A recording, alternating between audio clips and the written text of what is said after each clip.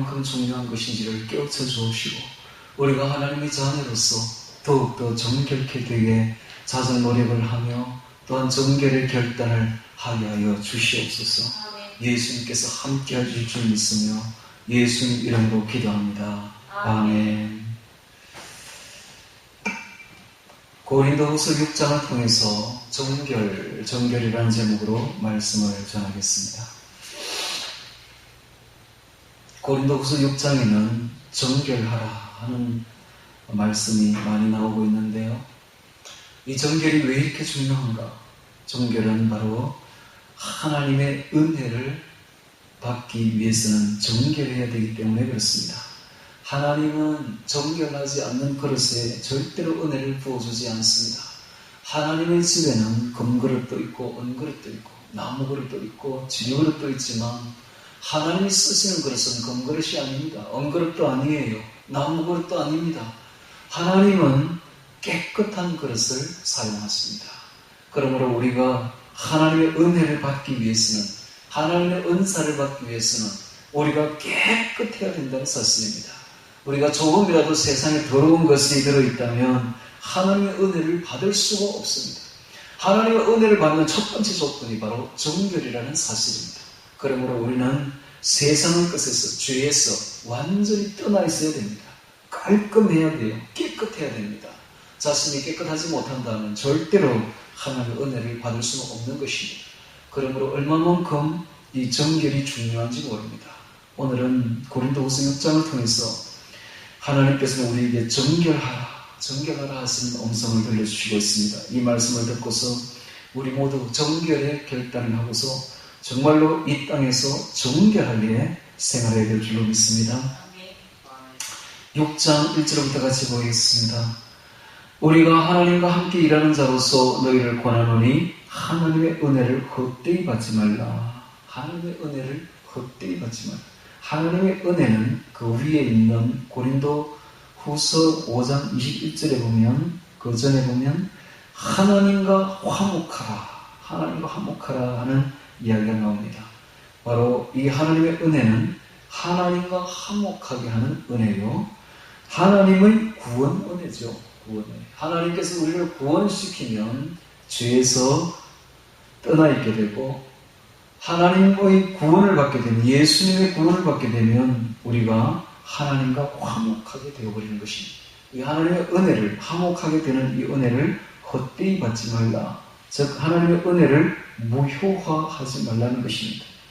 하나님의 은혜를 왜 무효화되는가? 바로 그때의 고린도 교회가 거짓 교사의 회방과 거짓 교사의 잘못된 교훈 때문에 하나님의 은혜를 헛되이 받고 있었던 것입니다. 그래서 하나님의 은혜를 헛되이 받지 말라라고 말하고 있습니다. 2절에 보면 가라사대 내가 은혜를 붓기에 너를 듣고 구원의 날에 너를 도왔다 하셨으니, 이사야서 49장 8절에 나오는 말씀을 인용합니다.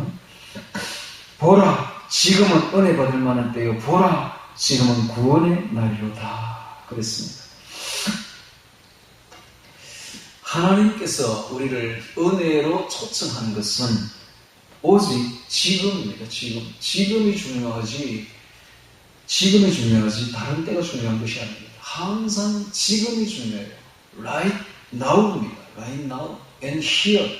지금 바로 여기, 이 여기가, 지금 내가 있는 바로 여기가 하나님의 은혜를 받는 곳이지, 그리고 장소고 시간이지, 이 은혜에서 조금 떠나버리면 결단코 은혜 받지 못합니다. 그래서 우리가 정말로 하나님의 구원 은혜를 절대로 놓치지 말아야 됩니다. 이것을 놓치고 나면 심판밖에 남는 것이 없습니다. 심판만이 우리에게 남는 것이죠. 그러므로 지금 하나님께서 은혜 부어주시는 이 지금과 그리고 여기를 중요시하게 여기게 됩니다. 우리가 미루면 안 됩니다. 은혜 받는 것을 내일 하지 모레 하지 미루면 심판밖에 남는 것이 없다는 걸 알아야 됩니다. 하나님의 은혜는 모든 것을 제껴놓고 지금 받아야 되면 여기서 받아야 됩니다. 할렐루야. 우리가 은혜 받는 것을 자꾸 미루다 보면 결국은 심판밖에 남는 게 없다는 걸 알아야 됩니다. 왜냐하면 하나님의 은혜 받는 것은 가장 중요하기 때문에 그렇습니다. 세상 어떤 것보다 가장 중요합니다. 그러므로 지금 내가 여기서 하나님의 은혜를 최우선적으로 받아야만 됩니다. 그래서 이렇게 말합니다. 보라, 지금은 은혜 받을 만한 때요. 보라, 지금은 구원의 날이로라. 그렇습니다. 지금이 바로 은혜 받을 만한 때요. 지금이 바로 구원의 날이죠. 지금이 지나고 나면 이제 좀 있으면 휴거 사건이 일어나고 휴거 부활 사건이 일어나고 나면 구원의 문은 영영히 닫혀버리는 것입니다. 구원의 문은 그렇게 오래 열려있지 않습니다. 노아의 방주의 문이 쾅 하고 닫히는 날이 오는 것입니다. 바로 그날 이후에는 은혜 받으려 해도 받을 수 없으며 구원 받으려 해도 구원 받을 수 없습니다. 이미 구원의 문은 닫혀버렸고 아무리 노아의 방주의 문을 두들겨도 문은 열리지 않습니다. 휴거 부활에 있는 그날이 오고 나면 다시는 구원받지 못합니다. 그러므로 그 전에 지금 여기서 우리 은혜 받아야 됩니다. 할렐루야. 은혜를 미루면 심판밖에 없다는 것을 알아야 되는 것입니다. 3절에 보겠습니다. 우리가 이 직책이 회방을 받지 않게 하려고 무엇이든지 아무에게도 거리끼지 않게 하고, 이 직책은 바로 사도의 직책이요 전도자의 직책이죠. 그래서 이 전도, 복음 전도가 회방을 받지 않게 하려고 무엇이든지 아무에게도 거리끼지 않게 했다는 것입니다. 오직 모든 일에 하나님의 일꾼으로 자천하여 많이 견디는 것과 환난과 궁핍과 곤란과, 자, 이제 바울이 복음을 위해서 당한 9가지 고난을 이야기를 합니다. 고난 가운데, 이와 같은 고난 가운데서도 하나님께서 함께 하셨음을 증거하고 있는 것이죠. 외부적인 고난은 6가지가 나옵니다. 많이 견디는 것과 환난과 궁핍과 곤란과, 환난과 궁핍과 곤란과 첫 번째 나오는 외부적인 고난입니다. 환난이 있었어요. 궁핍이 있었어요. 곤란했습니다. 두 번째 나오는 외부적인 고난은 매맞음과 갇힘과 요란한 것입니다. 바울은 수많은 매를 맞았고 감옥에 갇히기도 했으며, 그리고 소요 사태가, 요란한 소요 사태가 바울 때문에 많이 일어났습니다. 요란한 것과, 그 다음에 세 번째 나오는 3가지의 그 고난은 바로 자청한 고난이었습니다.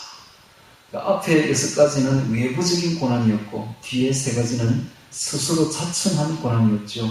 수고로움과 자지 못한가 먹지 못한가, 수고로움과 자지 못한가 먹지 못한가, 이와 같은 고난을 복음을 위해서 스스로 자청했습니다. 그러나 이와 같은 고난 속에서 하나님께서 함께 하셨음을, 하나님께서 이런 고난 받는 자에게 함께 하셨음을 증거하고 있는 것입니다. 저는 여기 먹지 못함, 자지 못함이라는 말을 들었을 때 참으로 부끄러웠습니다. 나는 과연 우리 주 예수님의 복음을 위해서 자지 못한 적이 있는가? 먹지 못한 적이 있는가? 정말 부끄럽기 짝이 없죠. 우리도 우리 주 예수님을 위해서 바울과 같이 수고로하고 스스로 자청해서 굶어 먹이다, 스스로 자청해서 자지 않고 주의 일을 하고 기도하는 그러한 모습을 보여야 될 줄로 믿습니다.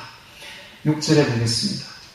이번에는 그런 과정 속에서 예수님께서 성령을 보내주셔서 그 성령의 은혜와 은사를 어떻게 내려주시는지를 증거하고 있습니다.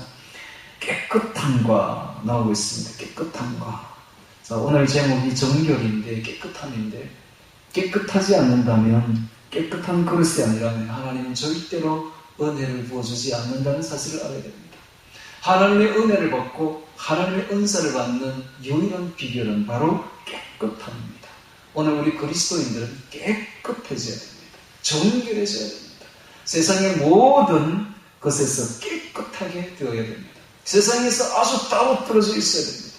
그래서 이것을 거룩함이라고 그러죠. 거룩함은 분리되다라는 뜻입니다. 분리되다. 세상과 분리되어야 됩니다. 세상에서 더러운 것에서 분리되어 있어야 됩니다. 오늘 우리 성도들은 이 세상 사람들이 아니라 이미 하나님의 자녀임을 잊지 말아야 됩니다. 하나님의 자녀는 하늘에 속한 사람들입니다. 하늘에 속한 사람들은 땅의 것에 더러움을 받아서는 안 됩니다. 레위기 11장에 보면 먹을 수 있는 동물을 분류함에 있어서 두 가지의 조건을 들고 있는데, 하나는 되새김질하는 동물을 먹어야 되고, 또 하나의 조건은 반드시 굽이 있어야 된다. 굽이 있는 동물이어야 된다라고 조건을 들고 있는데요. 그 굽이 있다는 것은 신발을 신었다는 말이죠. 신발을 신었다는 말은 땅과 분리됐다는 말입니다. 그래서 굽이 없는 동물은 절대로 먹지 말아라. 개처럼 굽이 없이 다니는 것들은 땅에 밀착해서 다닌다. 즉 땅과 밀착한 생활은 더러운 생활이다.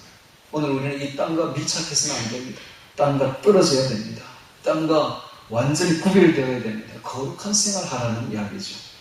그래서 이 깨끗함이 첫 번째로 주시는 하나님의 은사임을, 은사의 기초가 되는 것임을 증거하고 있습니다. 오늘 우리들도 하나님의 자녀고 하늘나라 사람들이라면 그 첫 번째 우리가 해야 될 일이 정결이라는 사실입니다.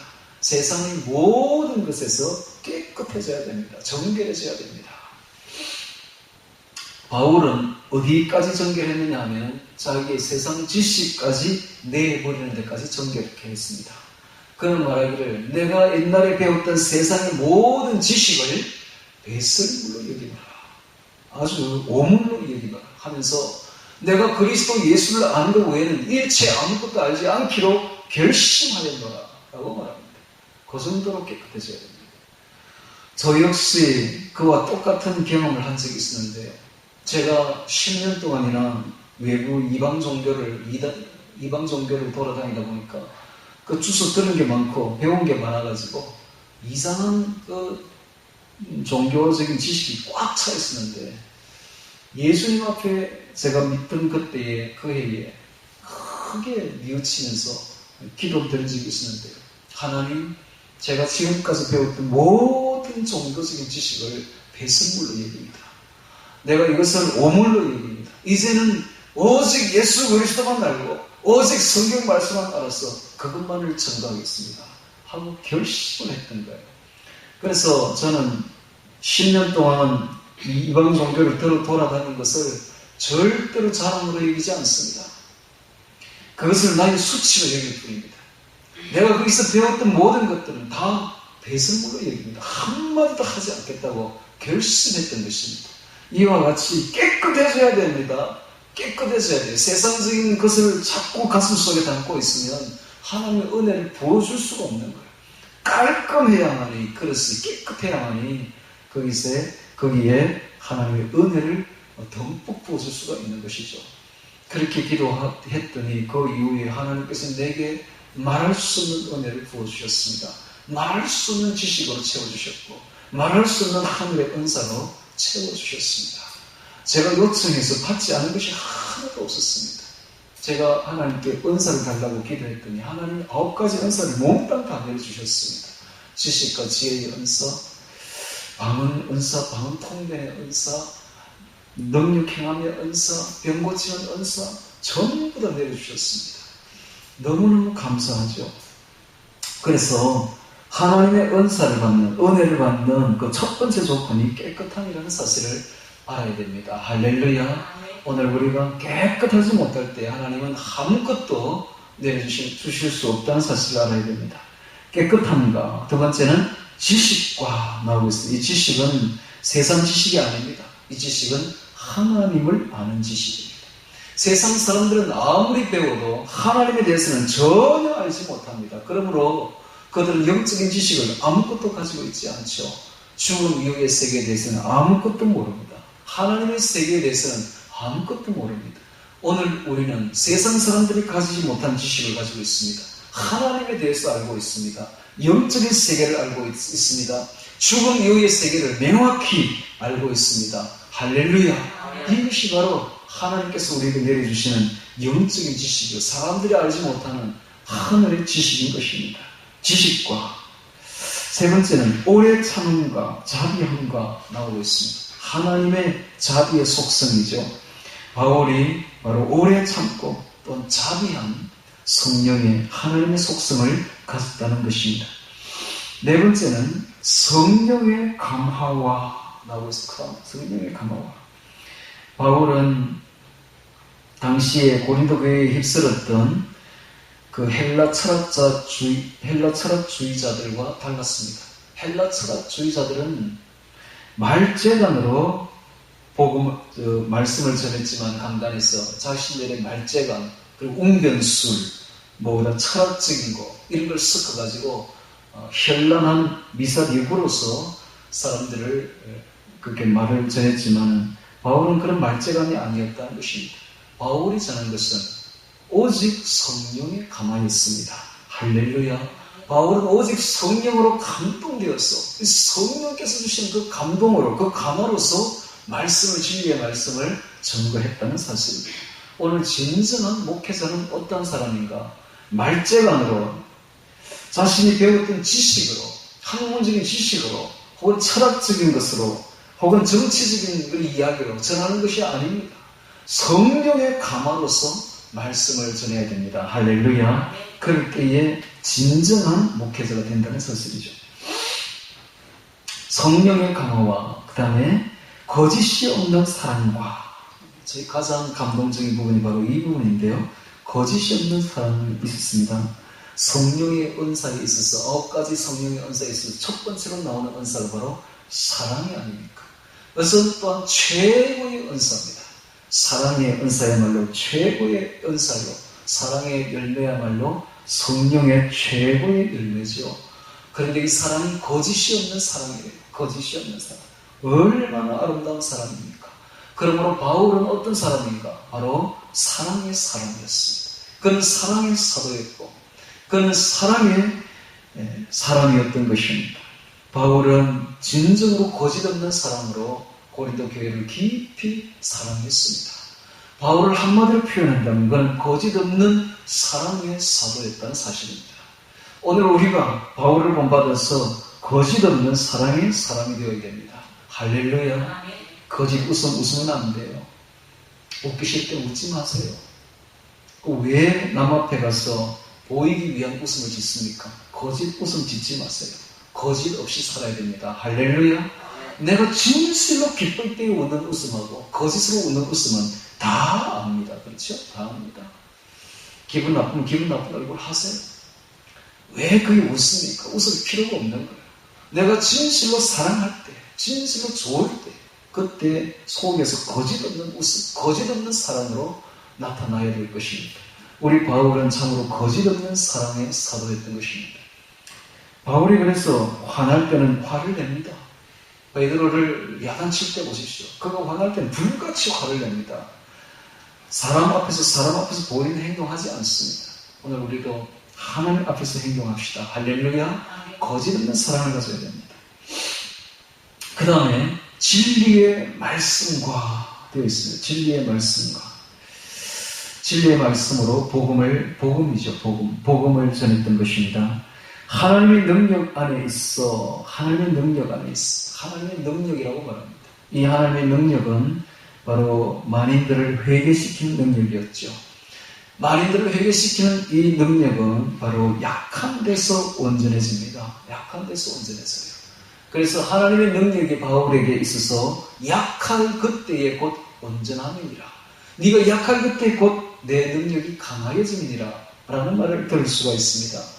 이 능력은 바울이 강할 때에 나타난 것이 아니었습니다. 하나님의 회개의 능력은 바로 바울이 약할 그때에 나타났다는 사실입니다. 오늘 우리도 이 아이러니한 사실을 깊이 깨달아서 우리가 약할 때에 오히려 하나님의 능력은 강해집니다. 할렐루야. 그러므로 너무 인간적으로 강하려고 하지 마십시오. 오히려 인간적으로 약할 때에 하나님께서 강력하게 그 능력이 나타난다는 사실입니다. 하나님의 능력 안에 있어 의의 병기로 좌우하고 이 의는 그리스도의 죄 없음, 그리스도의 의입니다. 이 그리스도의 의로서 무기를 삼았다는 거예요.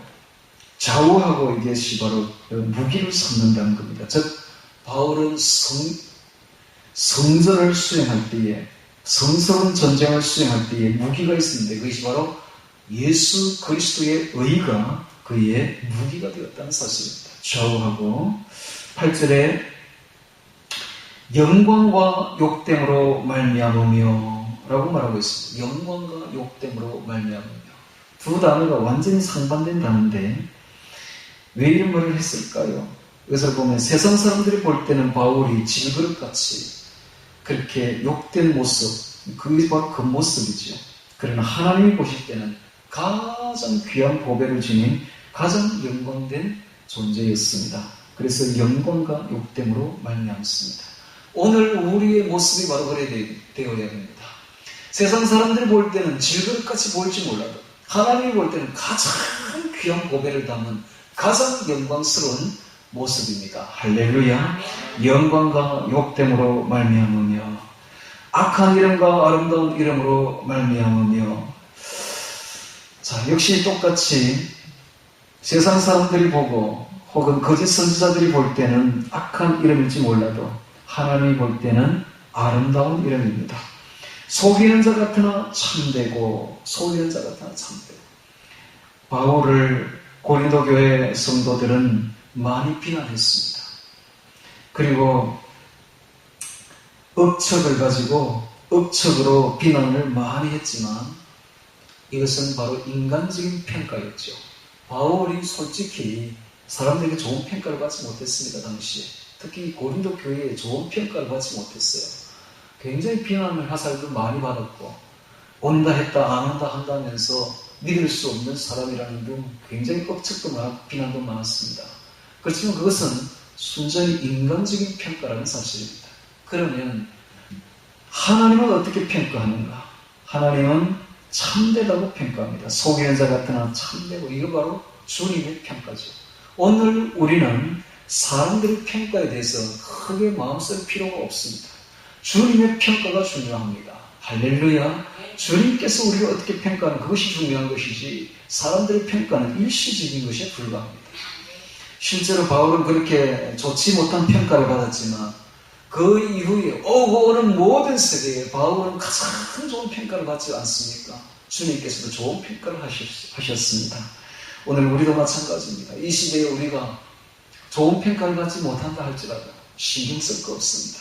사람들의 평가는 지극히 작은 것이며 주님의 평가는 지극히 큰 것입니다. 오늘 우리가 주님께 평가받는 것이 좋습니다. 할렐루야. 속이는 자 같으나 참되고 무명한 자 같으나 유명한 자요.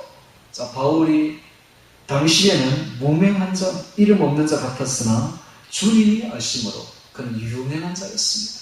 오늘 우리도 마찬가지입니다. 이 세상에서는 우리가 참으로 무명한 자 같이 이름 없이 빛도 없이 그렇게 주의 일을 하는 것처럼 보일지 몰라도 우리가 주님이 알아주신다면 우리는 진실로 유명한 자입니다. 할렐루야. 이 역사의 드라마에서 마지막 피날레에서 가장 유명한 자가 될 수가 있는 것입니다. 역사의 드라마에서 우리는 주역들이 될 수가 있습니다. 주인공은 예수님이고 우리는 예수님과 함께 그 주역을 감당할 수가 있는 것입니다. 할렐루야. 그러므로 우리는 유명한 자가 될 수 있습니다. 주님만 아시면 됩니다. 다른 사람 몰라도 돼요. 주님만 아시면 돼요. 그러면 무명한 자 같으나 세상에서는 주님이 아심으로 저 하늘나라에서 유명한 자가 되는 것입니다. 유명한 자. 여러분, 이 땅에서는 정말 이름 없이 빛도 없이 그렇게 사라질 수 있습니다. 그렇게 살다가 죽을 수 있고 아무도 또 이름이 좀 남은 그게 이름 난 게 아니죠. 그 다음 세대는 아무도 그 사람을 기억하지 않습니다. 그래서 진정으로 이름이 나는 것은 하늘나라에 영원히 계시는 주 예수님께서 알아주실 때에 그 이름이 영원한 것이지 사람들에게 알려지는 것은 아무것도 아니라는 사실을 알아야 됩니다. 자, 무명한 자 같으나 유명한 자요. 죽은 자 같으나 보라 우리가 살고 죽은 자 같으나 보라 우리가 살고 바울이 몇 번 죽을 뻔했습니다. 실제로 또 죽은 줄 알고 사람들이 성 밖에 내어버리기도 했습니다. 그러나 기적적으로 살아났습니다. 할렐루야. 이게 바로 성령의 은사였습니다. 보라 우리가 살고 징계를 받는 자 같으나 죽임을 당하지 아니하고 징계를 받는 것 같으나 의인이 고난을 받는 것은 하나님의 뜻입니다. 이렇게 징계를 받고 고난을 많이 받았으나 결코 죽임을 당하지 않았습니다. 근심하는 자 같으나 항상 기뻐했습니다. 고민과 염려는 주를 위한 것이었습니다. 바울에게 있어서 고민과 염려는 바로 주를 위한 것이었기에 그는 항상 기쁨과 평강 속에 거할 수가 있었습니다. 고민과 염려를 세상 욕심을 위해서 했다면 절대로 기쁨과 평강이 있을 수가 없지만 주님을 위한 근심과 주님을 위한 염려는 곧 주님께서 함께 하심으로 항상 기쁨과 평강 속에 있을 수가 있습니다. 할렐루야. 그렇습니다. 주님을 향한 근심은 우리를 평강 속으로 인도하시며 주님을 향한 고난은 우리에게 기쁨으로 인도하는 것입니다. 그래서 항상 기뻐하고 주님께서 함께 하시니 항상 기뻐했습니다. 그 다음에 가난한 자 같으나 많은 사람을 부유하게 하고, 겉으로 볼 때 바울은 아무것도 가진 자 없었고 그는 생계를 위해서 자비량을 했지만 그는 참으로 많은 사람을 부유하게 하는 사람이었습니다. 영적으로 그는 많은 사람을 부유하게 하는 사람이었고, 아무것도 없는 자 같으나 모든 것을 가진 자로다. 그는 아무것도 소유하지 않았지만 사실은 하나님께 속해 있었기에, 하나님께서 함께 하실기에 세상 모든 만물이 하나님 것이므로 그는 모든 것을 가진 자가 된 것입니다. 할렐루야.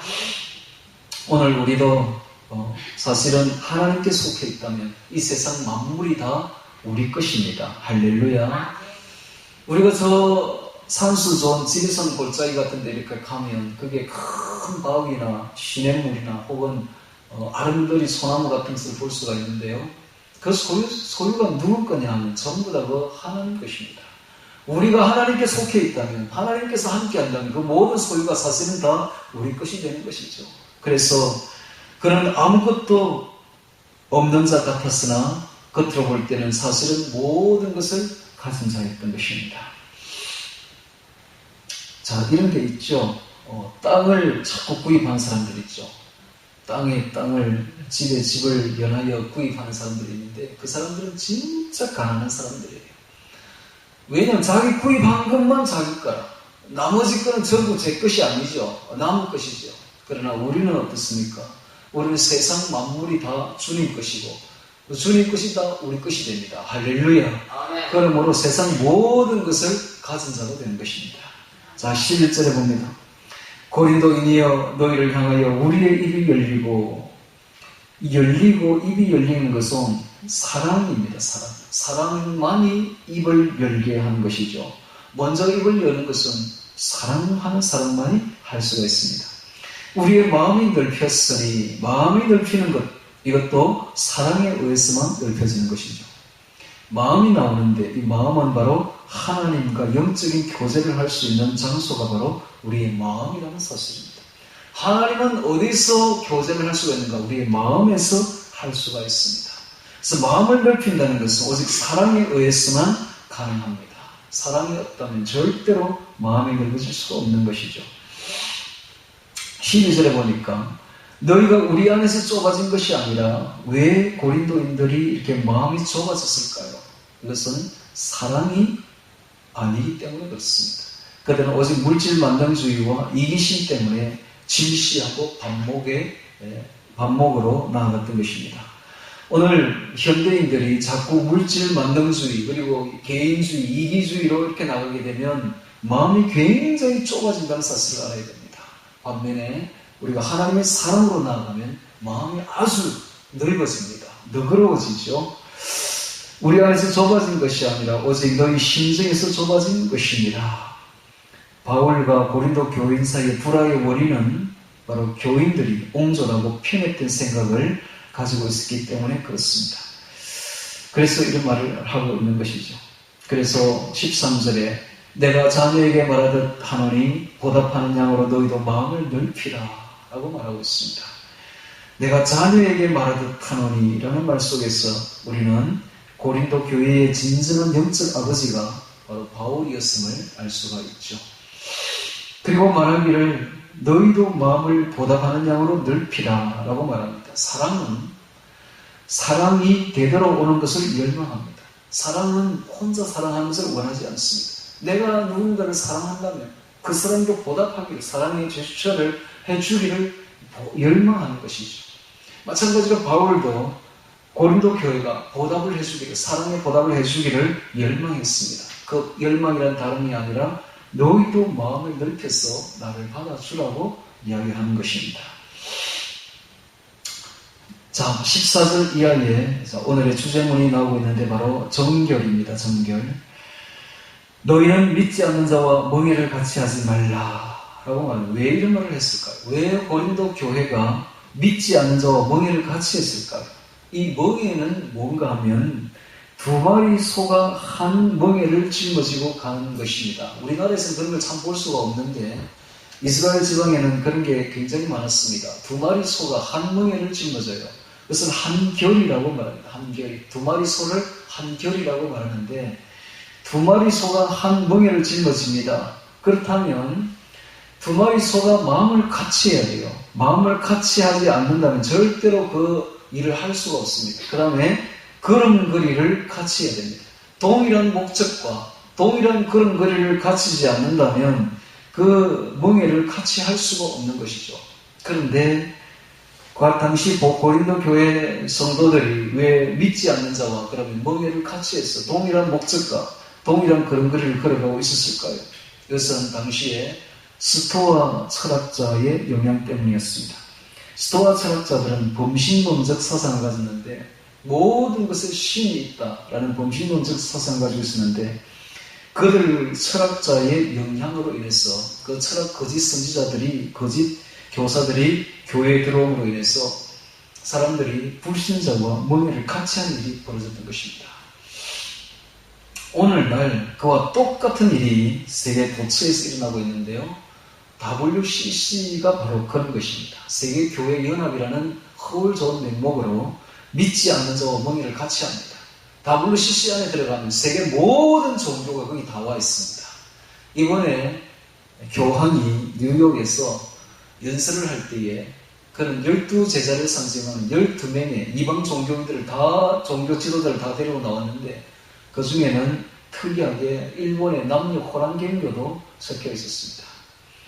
그리고 12제자를 미시한 그것을 데리고 나오면서 자기가 무슨 그리스도인이냐 노세라는 이름을 가진 그 카트기를 타고 그렇게 나타난 적이 있었지요. 이와 같이 WCC는 카톨릭을 위시해서 온 세계 종교를 연합하려고 하는 것인데 이게 바로 믿지 않는 자와 함께 멍에를 같이 하는 것입니다. 오늘 우리는 절대로 그렇게 해서는 안 됩니다. 그 다음에 왜 이들이 멍에를 같이 하느냐 하면 그 목적이 뭐냐고 이렇게 물어보면 WCC에 그들이 한결같이 하는 말이 있습니다. 뭐냐 하면 전도를 위해서 허울 좋은 말을 하고 있죠. 전도를 위해서. 전도를 위해서 믿지 않는 자와 멍에를 같이 하는데요. 항상 그들은 그런 식으로 둘러댑니다. 그래서 우리가 조심해야 될 것이 전도를 위해서 불신자와 멍에를 같이 하면 큰일 난다는 사실을 알아야 됩니다. 신자가 어리석게 불신자와 하나됨을 꾀하는 데서는 필시 어두운 세상에 깊이 발을 들여놓을 수밖에 없다는 걸 알아야 됩니다. 신자가 불신자와 멍에를 같이 하다 보면 필경 그 어두운 골짜기에 발을 깊이 어두운 세상에 발을 깊이 들여놓을 수밖에 없는 거 이거 진짜 어리석은 일입니다. 그래서 우리 신자들은 결심해야 돼요. 자신이 정결케 하기를 결정해야 되고 결심해야 되고 결단해야 되며 영혼의 순수함을 위해서 세상 어떤 희생도 감수하는 결단을 하지 않으면 안 됩니다. 그렇지 않으면 우리의 영혼은 쉽게 어두운 세상에 발을 들어 놓을 수밖에 없고 그로 인해서 우리 영혼이 굉장히 더러워진다는 사실을 알아야 됩니다. 그래서 정말 이 마지막 때입니다. 주님을 만나기 일보 직전입니다. 더욱더 세상에서 나와서 거룩해져야 됩니다. 할렐루야. 계시록의 마지막에 보면 거룩한 자는 거룩할 대로 거룩해지고 더러운 자는 더욱더 더럽게 그대로 내버려 두라라고 말하고 있습니다. 마지막 때에는 더러운 자와 거룩한 자가 완전히 구별되는 시대가 되는 것입니다. 오늘 우리는 더욱더 정결하고 더욱 성결하게 되어야 됩니다. 14절에 다시 보겠습니다. 그래서 너희는 믿지 않는 자와 멍에를 같이 하지 말라. 즉 불신자와 연합하기를 쫓아가지 말라 라고 말하고 있습니다. 의와 불법이 어찌 함께하며 불신자를 불법이라고 말하고 있습니다. 불법. 빛과 어두움이 어찌 사귀며 불신자를 어두움이라고 말하고 있습니다. 그리스도와 벨리알이 어찌 조화되며 벨리알은 악이라는 뜻인데 사탄의 별칭입니다. 그래서 불신자를 사탄을 섬기는 자로 사탄에게 종노릇하는 자로 말하고 있습니다. 그리스도와 벨리알이 어찌 조화되며 믿는 자와 믿지 않는 자가 어찌 상관하며 불신자가 바로 믿지 않는 자죠. 하나님의 성전과 우상이 어찌 일치가 되리요. 불신자를 우상을 섬기는 자라고 말하고 있습니다. 그렇습니다. 불신자들은 우상을 섬길 수밖에 없고 사탄에게 벨리알에게 종노릇 할 수밖에 없는 것은 오늘 우리 인간은 누군가를 섬기지 않으면 안 됩니다. 그리스도에게 속하지 않는다면, 그리스도를 섬기지 않는다면 반드시 사탄에게 속하여 사탄을 섬기며 사탄에게 종노릇하는 자일 수밖에 없기 때문에, 그래서 믿는 자와 믿지 않는 자가 절대로 한 멍에를 칠 수가 없다는 사실입니다. 어떻게 같은 목적을 가지고 어떻게 같은 보폭을 하며 같은 걸음걸이를 갈 수가 있겠습니까? 그래서 불신자와 연합은 절대로 안 된다는 사실을 알아야 됩니다. 우리는 살아계신 하나님의 성전이라 이와 같이 하나님께서 가라사대 내가 저희 가운데 거하며 두루 행하여 나는 저희 하나님이 되고 저희는 나의 백성이 되리라 하셨느니라. 출애굽기 29장 45절, 또 이사야서 52장 11절을 인용합니다. 17절에 그러므로 주께서 말씀하시기를 너희는 저희 중에서 나와서 따로 있고 부정한 것을 만지지 말라. 내가 너희를 영접하여 너희에게 아버지가 되고 너희는 내게 자녀가 되리라. 전능하신 주의 말씀이니라 하셨느니라. 우리가 주의 자녀이기 때문에 그렇습니다. 우리가 빛의 자녀이기 때문에 그렇습니다. 빛의 자녀는 불신자의 더러움에서 떠나야 됩니다. 빛의 자녀가 불신자와 함께하고 그 더러움에 함께 섞인다면 있을 수가 없는 이야기입니다. 오늘 우리는 하늘나라 사람들이요 빛의 자녀고 하나님의 자녀라는 사실을 잊지 말아야 됩니다. 하나님의 자녀는 하나님을 닮아서 거룩해져야 됩니다. 성결해져야 됩니다. 그래서 오늘 우리는 성결의 결단을 할 필요가 있으며 정결의 결단을 할 필요가 있습니다. 내 영혼의 순수성을 위해서, 내 영혼이 더럽혀지는 것을 방지하기 위해서 세상 어떤 희생도 감수하는 그런 칼날 같은 결단을 해야만 됩니다. 할렐루야. 그것이 가장 중요합니다. 내 영혼이 더럽혀지면서까지 세상의 물질을 추구할 필요는 없습니다.